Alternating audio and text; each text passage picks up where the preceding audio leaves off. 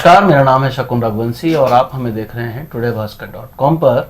आज आपका साबका करा रहे हम ओपी वर्मा जी से। ओपी वर्मा जी नगर निगम में अधिकारी रहे हैं और इन दिनों शहर फरीदाबाद की समस्याओं को उठाने के लिए उनको जाना जा रहा है। मंच कोई भी हो, लेकिन उनका टारगेट होता है फरीदाबाद की बेहतरी। सर, आपका बहुत बहुत स्वागत है। नमस्कार जी, नमस्कार। आपका भी बहुत धन्यवाद।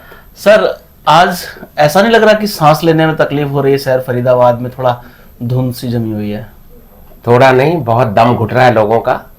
और जो पर्यावरण है हमारे फरीदाबाद, पूरे दिल्ली एनसीआर एरिया का खास तौर पे बहुत जो है इस टाइम बहुत गंभीर समस्या बनी हुई है। और इसमें आप देखेंगे जब भी सर्दियां आती हैं खास तौर पे, और आसपास के जो हमारे राज्य हैं, चाहे हरियाणा है, पंजाब है, जहाँ भी खेत के होते हैं जी। तो पराली जो फसलें काट दी जाती हैं जी। क्योंकि किसान की मजबूरी होती है कि उसको नवंबर में वो फसल लगानी ही लगानी है, दूसरी फसल लगानी है। अगर लेट करेंगे तो उनका वो चक्र जो होता है रबी और खरीफ फसलों का वो विवादित हो जाता है, डिस्टर्ब हो जाता है। हाँ, डिस्टर्ब हो जाता है। तो इसलिए वो क्या करते हैं, सरकार की तरफ से, चाहे कोई भी सरकारें हैं, कोई भी पार्टियां हैं, गंभीरता से इससे ले नहीं रही पिछले कई सालों से। जी। साफ लग रहा है कि आज जनता जो है इस पराली की वजह से, चाहे वो दिल्ली क्षेत्र की है, एनसीआर क्षेत्र की है, या और भी आसपास के क्षेत्रों की है, और समस्याओं से जूझती आ रही कई सालों से। और मैं बड़ा आश्चर्य और बड़ा अंदर से दुखी भी हूं कि इतनी आज की 21वीं सदी में हम आए हुए हैं। हमारी टेक्नोलॉजी आज चांद पर भी पहुंचने की हम क्षमता रखते हैं, और पराली तक को हम न्यूट्रलाइज नहीं कर पा रहे, डिस्पोज नहीं कर पा बड़ा रहे। आश्चर्य है, बड़ा आश्चर्य है, जनक है। और इसमें मैं कोई टेक्नोलॉजी की कमी है नहीं मानता हूँ, संसाधनों की कमी है नहीं मानता हूँ, विल पावर, ये इच्छा शक्ति की कमी है। कोई भी ध्यान नहीं दे रहा, सब लापरवाही कर रहे हैं। और जिस वजह से हमारा फरीदाबाद का जनता का लोग हो, एनसीआर एरिया का लोग हो, तमाम लोग इससे संघर्ष करते हुए दिखाई दे रहे हैं। और खास तौर पे जिन लोगों को अस्थमा का प्रॉब्लम रहता है या उनकी इम्यूनिटी कमजोर है, अभी कोरोना से लड़ के इंसान जो है कहीं ना कहीं कमजोर हो गया, कमजोर हुआ। और ये प्रदूषण का जो है इस टाइम राक्षस समझ लीजिए, वो बहुत ज्यादा भयानक वार कर रहा है हमारे लोगों की। सर, आज का जो फरीदाबाद का जो एयर क्वालिटी इंडेक्स है वो 510 है दोपहर 12 बजे का। हालत इसी से आप अनुमान लगा सकते हैं, इट्स अ हैजार्डस पोजीशन। हाँ, एयर क्वालिटी इंडेक्स का एक केवल हम पराली को दोष दे दें वो भी नहीं है। हमारे फरीदाबाद के अंदर अगर हम पूरे क्षेत्र में भ्रमण करें, जगह जगह आपको कूड़े के ढेर मिलेंगे जी। उसमें पानी के वाटर कंटेंट्स भी मिलेंगे, जो नाले हैं, नालियां हैं, भरे हुए हैं तमाम। जब केमिकल सूर्य ऊर्जा पड़ती है, केमिकल रिएक्शंस होती हैं, तो वो भी एयर क्वालिटी इंडेक्स को खराब करने में बड़ी भूमिका अदा करते हैं। बिल्कुल। तो यही वजह है, औद्योगिक क्षेत्र होने की वजह से फरीदाबाद और अनदेखा हो गया फरीदाबाद। इसके विकास कार्यों की तरफ किसी भी जनप्रतिनिधि ने ध्यान नहीं दिया। इस वजह से आज जो है हमारा फरीदाबाद और भी एनसीआर के एरिया से पिछड़ कर रह गया, चाहे विकास के मामले हो, चाहे पर्यावरण के मामले हो, चाहे हमारे फरीदाबाद के लोगों की सुविधा अनुसार उनके काम हो, उनको रोजगार मिले। तमाम जगहों पे संघर्ष करता हमारा फरीदाबाद, हमारे फरीदाबाद की जनता। अच्छा, जनता का क्या है सर? जनता एक दल से उसका मोहभंग होता है तो वो दूसरे दल को चुन लेती है। अभी दिल्ली में एक सरकार आई, फिर उनकी पंजाब में आई। जब पंजाब में नहीं थी तब वो इस पराली के लिए कमल वाली सरकार को दोषी ठहराते थे। अब झाड़ू वाली सरकार आ गई, पराली का धुआं अब भी फरीदाबाद, दिल्ली में आ रहा है। तो कुल मिला के जनता तो ठगी जा रही है ना सर सबके द्वारा। बड़ा दुर्भाग्यपूर्ण है, ये जितनी भी राजनीतिक पार्टियां हैं, तमाम पार्टियां केवल यही सोचती हैं कि हम सत्ता में कैसे काबिज हों, अपने कर्तव्यों का निर्वहन करती नहीं है। और खास तौर पे क्षेत्रीय लेवल पर बहुत बड़ी बात है, चाहे वो, मैं बिल्कुल स्पष्ट कहना चाहता हूँ, क्षेत्रीय लेवल पर जो भी जनप्रतिनिधि, चाहे गांव में मुखिया हैं, चाहे शहरों में हमारे एमएलए होते हैं, साहबान होते हैं जी, चाहे नगर निगम से जुड़े हुए पार्षद हैं, मेयर हैं पुराने, या फिर जो भी प्रतिनिधि हैं, जहां तक सांसद की बात है, लोकसभा को देखते हैं जी, हमारे प्रधानमंत्री जी पूरे देश विदेशों में हमारा मान सम्मान बढ़ा रहे हैं। तो ये नीचे के जो अधिकारी हैं या नीचे की जो संस्थाएं हैं, जनप्रतिनिधि हैं, इनको बड़ी काम नहीं करते हैं, इनको बड़ा ध्यान से काम करना चाहिए था और ये दुर्दशा ना होती।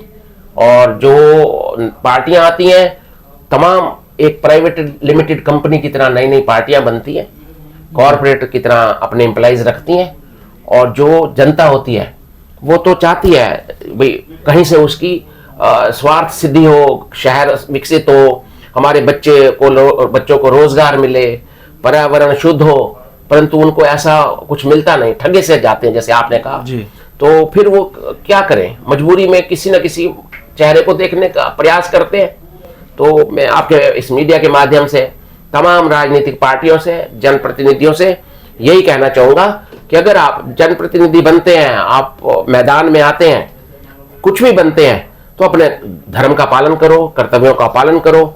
आज आप इस एक छोटी सी पराली जो एक प्रदूषण की है, इसको वर्मी कंपोस्ट बनाया जा सकता है, बिल्कुल, है ना। अनेकों अनेक टेक्नोलॉजी के साधन है, उसमें थोड़ा सा भी अगर ये दिलचस्पी लें तो हमारा सारा क्षेत्र इस पर्यावरण से निजात पा सकता है। जनप्रतिनिधियों को इंटरेस्ट लेना होगा। वर्मा जी कह रहे हैं कि केवल ऐसा नहीं चलेगा कि आप दूसरे की तरफ देखते रहें।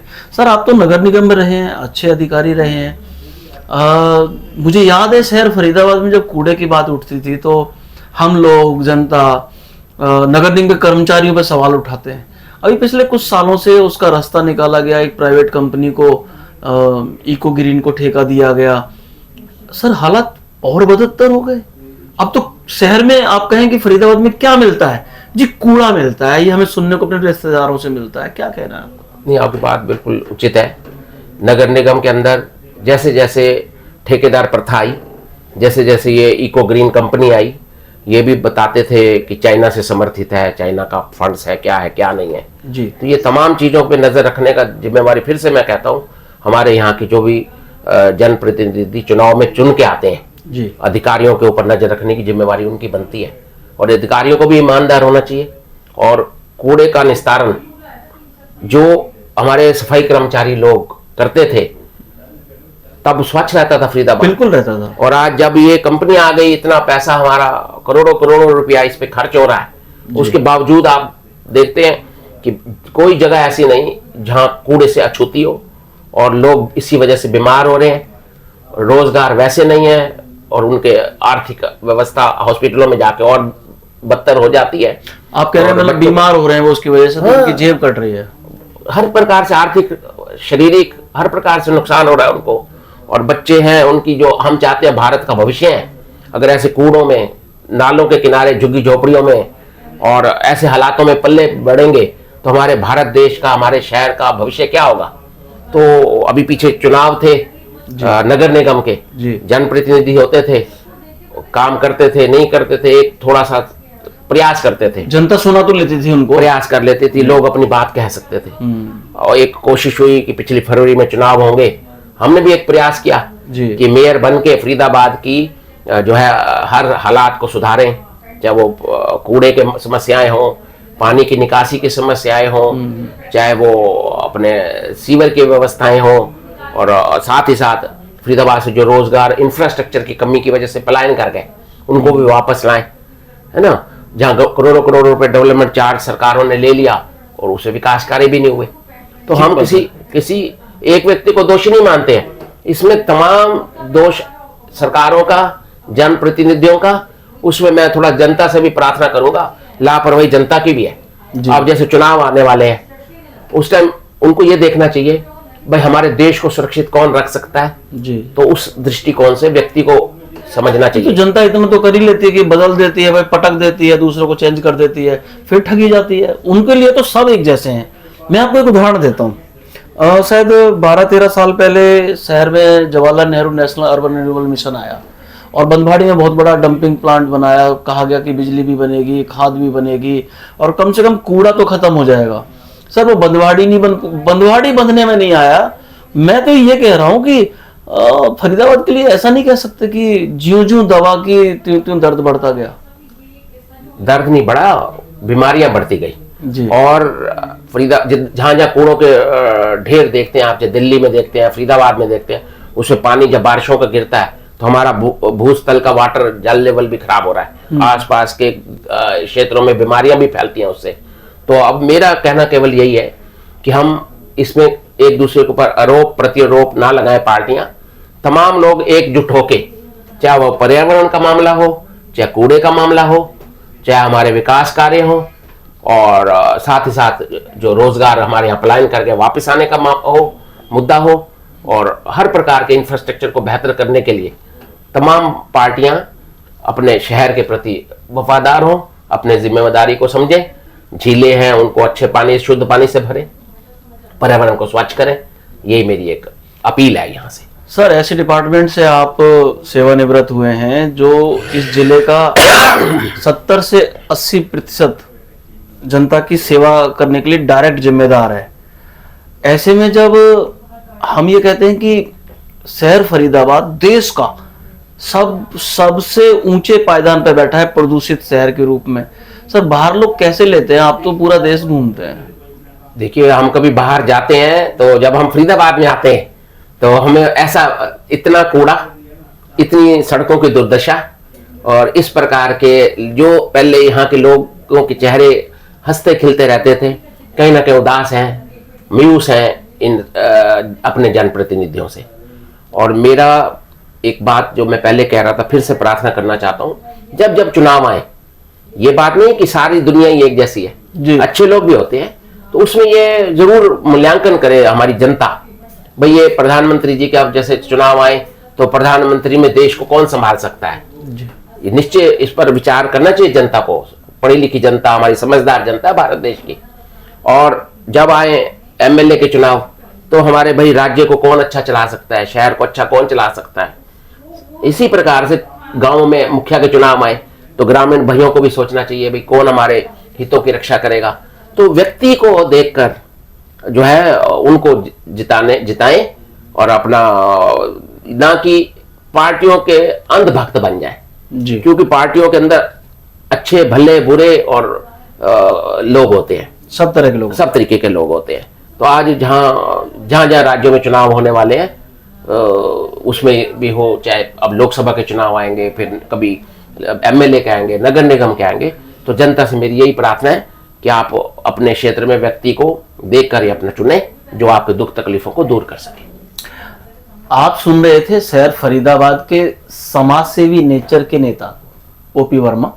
वो कह रहे हैं कि जब जब चुनाव आए तो जनता के कान खड़े हो जाने चाहिए, अलर्टनेस आ जानी चाहिए, और आप पार्टियों के अंधभक्त ना बने, आप अपना नेतृत्व चुने कि कौन आदमी है जो हमारे शहर का, मेरी कॉलोनी का विकास कर सकता है, जो हमारा हित रक्षक हो सकता है।